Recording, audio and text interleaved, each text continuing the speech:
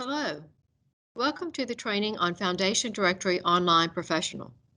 This database is a powerful tool for nonprofits who are interested in seeking grants as an additional source of funding. It's designed to help nonprofits identify grant makers that are a right fit for their programs or projects. The database provides access to over 230,000 foundations, corporate giving programs, and public charities, as well as more than 18 million searchable grants and over 1 million recipient profiles. Grantmaker and grant data, going back to 2003, is updated weekly. The data is compiled from various sources, including 990 IRS forms, annual reports, and electronic reporting by grant makers via eGrant reporting. Did you know that 90% of foundations don't have a website and would otherwise be almost impossible to find if it were not for this database? Foundation Directory Online, FDO for short, is available from Candid, which is an organization that through research, collaboration, and training connects nonprofits, foundations, and individuals to the resources they need to do good. Virginia Beach Public Library is one of Candid's over 400 funding information network partners. This means that we can offer the database to the public for free at any of our library locations. To use this resource, you will need to have either a full-service Virginia Beach Public Library card or internet-only card, and you must log on to a library computer since remote access is not available for this database. So let's dive into FDO and take a look. From the home page, you can begin a search by using the search box to describe what you need funding for. Notice the examples provided in the text box: ballet school in New York City, animal shelter in Portland, Maine, food pantry in Dallas.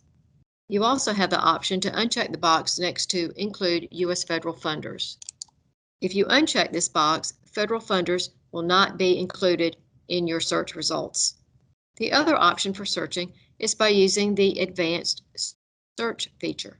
That's how I'm going to begin my search, and it will give you a better understanding of the types of data that can be searched within the database. I'll click on Advanced Search and Filters. This takes me to a screen that shows the various searchable data fields.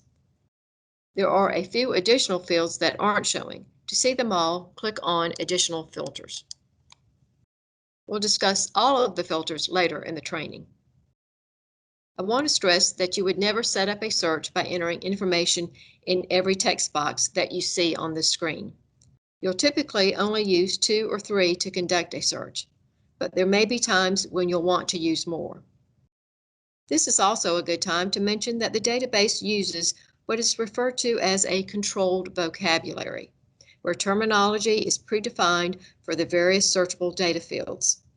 For instance, if you enter the word hunger in the subject area field, there isn't a subject for that word in the database. Instead, you might try using the predefined terms food aid or food bank. In the subject area text box, you can start typing what it is that your nonprofit does, and if a match for what you typed is found, you can select it. For example, I'll enter job retraining in the subject area.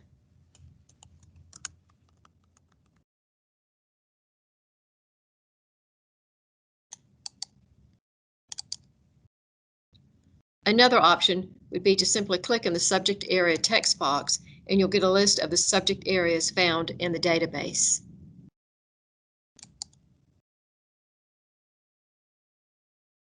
The down arrow next to a subject name indicates that there are subcategories within that subject, allowing you to drill down more precisely if needed.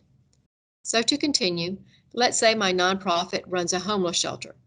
I want to find funders who have given grants in the past to homeless shelters in Virginia Beach. I see that there is a subject heading for Human Services, which is the subject area within which my nonprofit falls. By clicking on the term or down arrow, I see more specific categories within the main subject area. And as you can see, some categories allow you to drill down further still. I'll click on Shelter and Residential Care to see additional subcategories. I'll check the box next to homeless shelters. If I go further down and click on Special Population Support, there'll be additional subcategories to select from. I'll also select Homeless Services. Keep in mind that the more specific you get, the fewer number of results you'll retrieve. But those results you do get may potentially provide better prospects for you because that specific terminology was used by the grant maker to describe what they fund. So basically, the point I'm trying to make is if you end up not getting any results or too few results, then you may want to broaden your search. Notice that since I've selected multiple subjects, I'm given the choice to match any or match all of my chosen subject areas. Choosing Match Any produces more results than choosing Match All. For instance, if in addition to homeless shelters, I had also selected the subject category of family counseling services, then I might want to choose Match All, which would search for grant makers who indicate they fund both homeless shelters and family counseling services.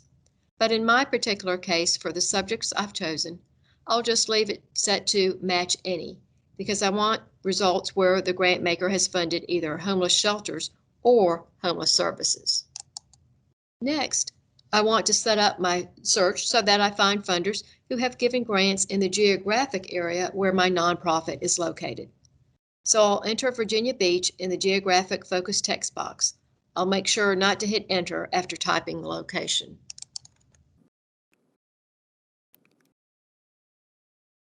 The reason I don't hit enter is because I want to wait until I see Virginia Beach pop up, and then I'll check the box next to it to select it.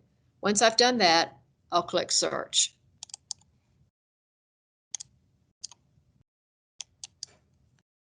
If you want to delete any of your search criteria, simply click on the X next to what you want to remove, or if you just want to start over, click Clear All.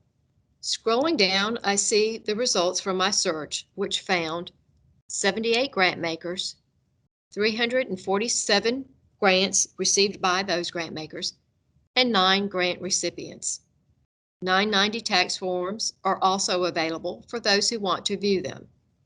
We also see that based on the search criteria, total dollar value of the grants is over $5 million.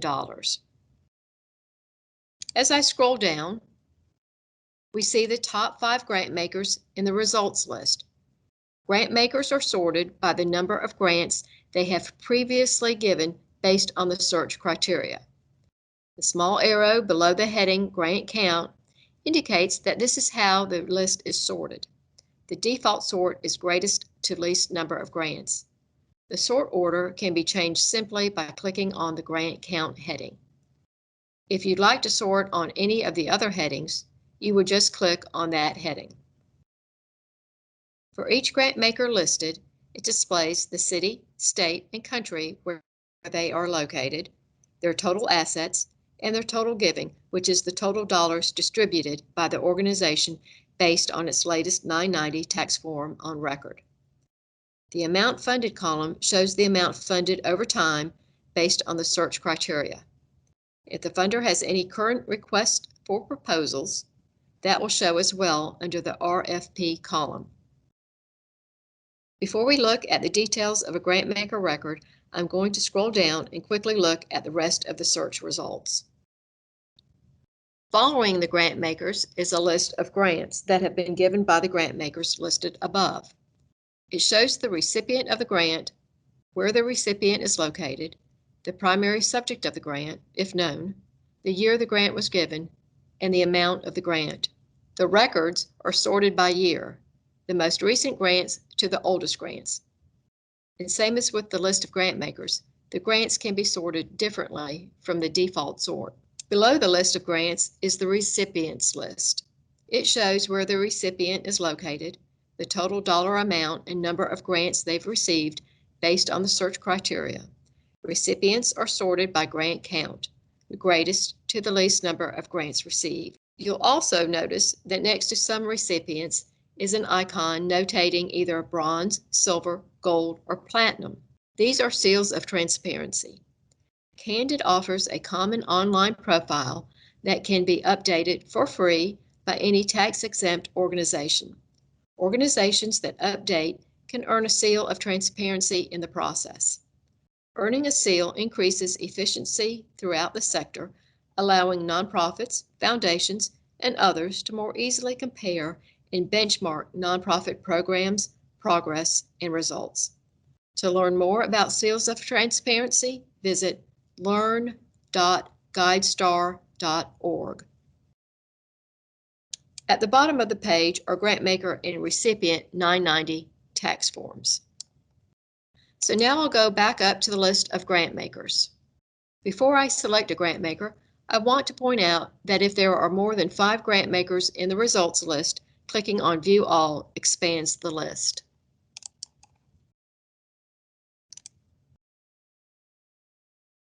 View All also provides tools to download or email selected grant makers from the list.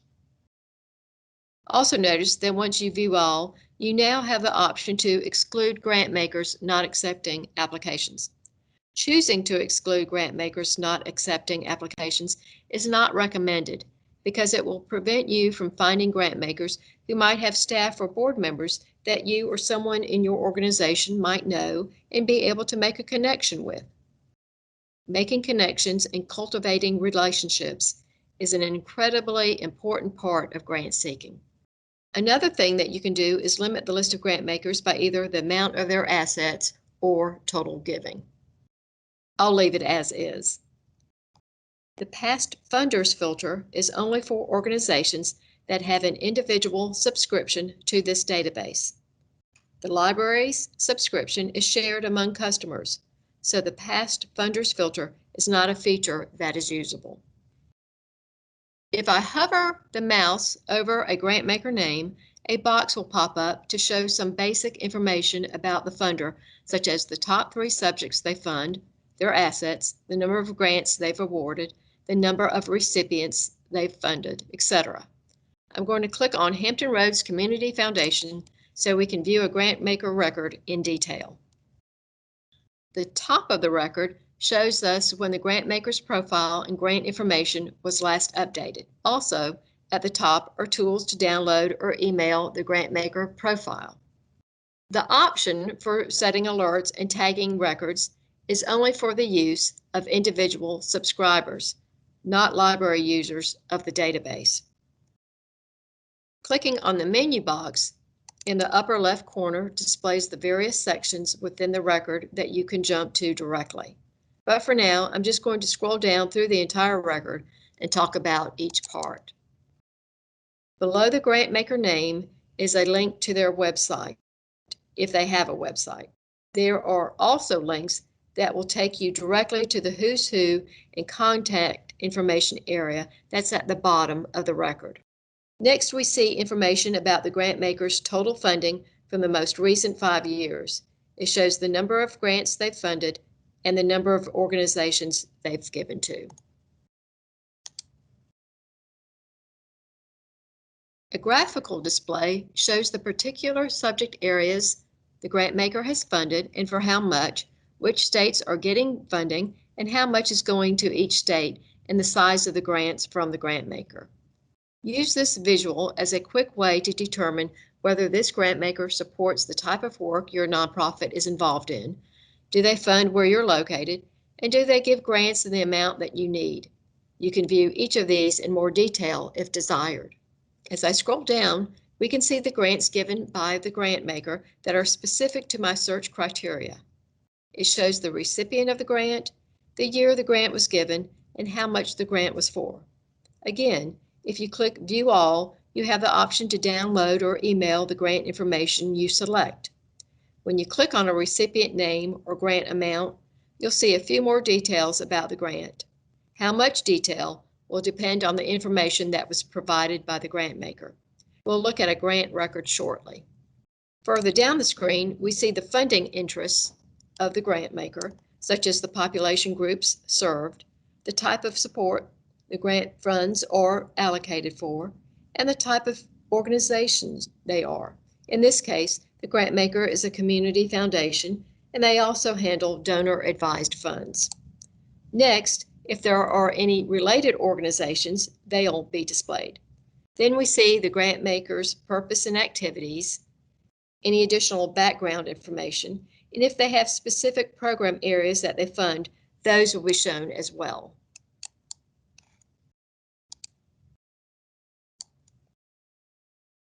Below that is a list of other funders you may want to consider based on similar giving patterns, such as subject area, geographic area served, and grant amounts. The next section is very important. Here you'll find application guidelines and any giving limitations. It's critical to follow the guidelines exactly. Otherwise, your application will most likely be rejected. If your nonprofit does not meet the funder's requirements, then don't waste your time applying for a grant from them. Just move on to the next grant maker. Scrolling a bit more, you'll see some financial information about the funder, and this is where you can view their 990s from prior years. Continuing down, we see a list of their board members and any pertinent staff members. If there have been any articles about the funder in the philanthropic press, they'll appear as well, along with any online communication channels that the grant maker has. At the bottom is the contact information for the funder, including any memberships or groups they belong to or are affiliated with, and also any publications they produce. I'm going to click back to top, then click on search results in the breadcrumb trail in order to get back to my original set of results. So far, we've looked at the grant maker section and viewed a grant maker record. Now we'll look at a grant record in more detail.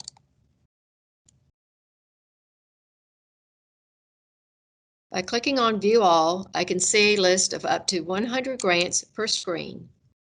And it also gives me the ability to download or email selected grants.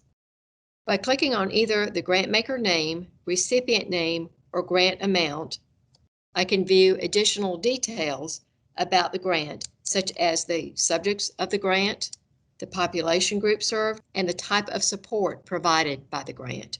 I can also click on the grant maker box to see the grant maker profile, or I can click on the recipient box to see the recipient record. We'll look at a recipient record shortly. Clicking on search results in the breadcrumb trail takes me back to my original search results. I'll scroll past the grant makers and grant sections to see the recipient section. Clicking on View All lets me see any additional recipients if there are more than 5 in the results.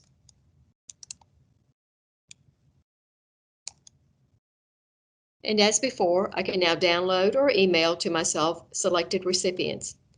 If I click on the grant count for a recipient, I'll see a list of all the grants made to that recipient based on my search criteria. Clicking on the recipient name takes me to the recipient record. That's what I'll do now. The recipient at a glance section shows how many grants they've received, the number of grant makers that have funded them, and the total dollar amount of those grants. The graphical display provides 3 pieces of information. The first shows the type of organizations that have funded this nonprofit, which can be viewed based on either grant amounts or number of grants. The second graph shows where the funders are located, if they're local, located in the same state as the recipient, the same region as the recipient, or elsewhere in the country. This too can be viewed by either grant amounts or number of grants. The third graph depicts the size of the grants received by the recipient. This lets you see if this recipient is receiving mainly smaller grants, large grants, or maybe a mixture of grant amounts. This graphical information may help guide your nonprofit's grant-seeking strategy by seeing how nonprofits similar to yours are being funded. What types of organizations are funding them? Are the funders mostly local, or does the recipient also have national support? and what's the size of the grants they're receiving. As I scroll a little further, we'll see a list of grants given to the recipient based on my search criteria. To see more grants and for downloading and emailing options, you would click on View All. Further down the screen, you see the recipient's funding interests, and you can view their 990 tax forms from prior years. The very last thing in the record is the recipient's contact information. Now that we've looked at grant maker, grant, and recipient records, let's look at the remaining additional filters that we haven't talked about yet. I'm going to go back to the top and click on Search Results.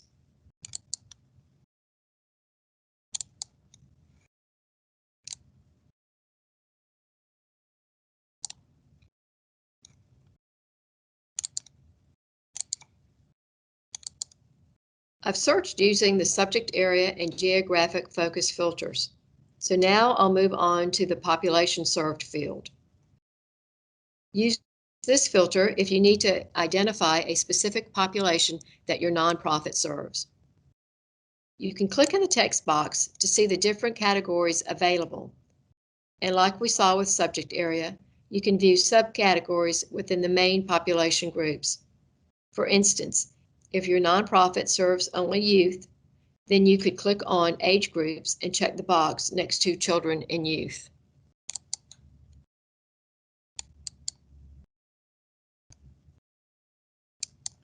You could drill down even more if you want to choose, say, infants and toddlers more specifically.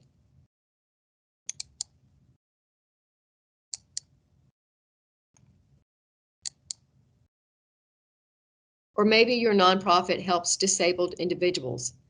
In that case, you would click on Health and check the box next to People with Disabilities.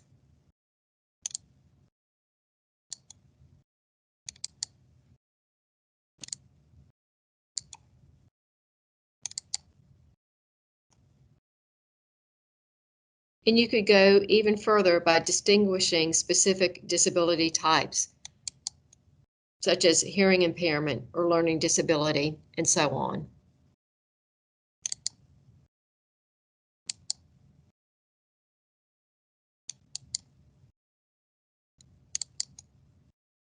Again, keep in mind, you may get fewer results if you are very specific with your criteria. Just play around with the search to see how it affects your results. The organization name text box would be used when you're looking for a specific organization, whether it be a grant maker or recipient. Click in the box and start typing the name of the organization. You'll be prompted if you want to view both grant makers and recipients or just one or the other. I'll choose grant makers only. You can also filter by where the organization is located.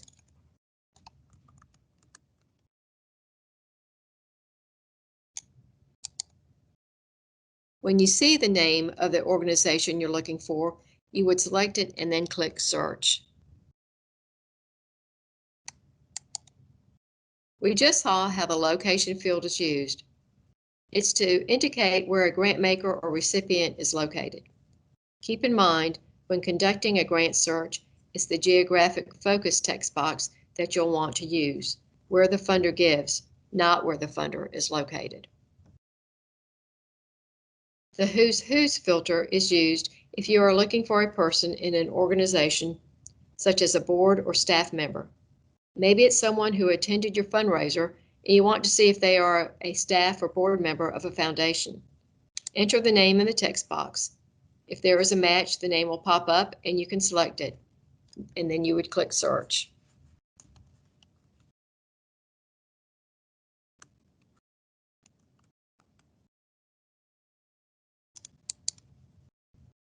If you're looking for funding support for other than program or project funding, use the Support Strategy field to indicate the specific type of support you need. Click in the text box to view the choices. For instance, if you're looking for funding for a capital campaign, you would click on Capital and Infrastructure and then check the box next to Capital Campaigns.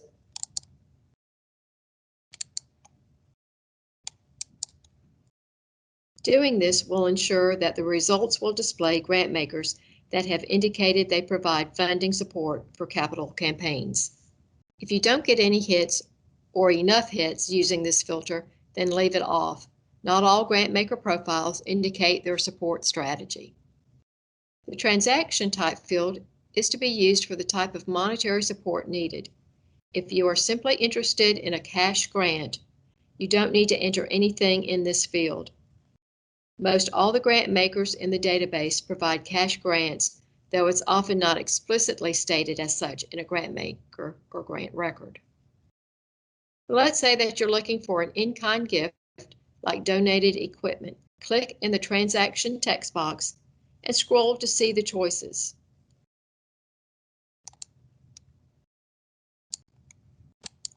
Click in the checkbox to select the appropriate transaction type. This will help you find grant makers who indicate they provide this specific type of transactional support.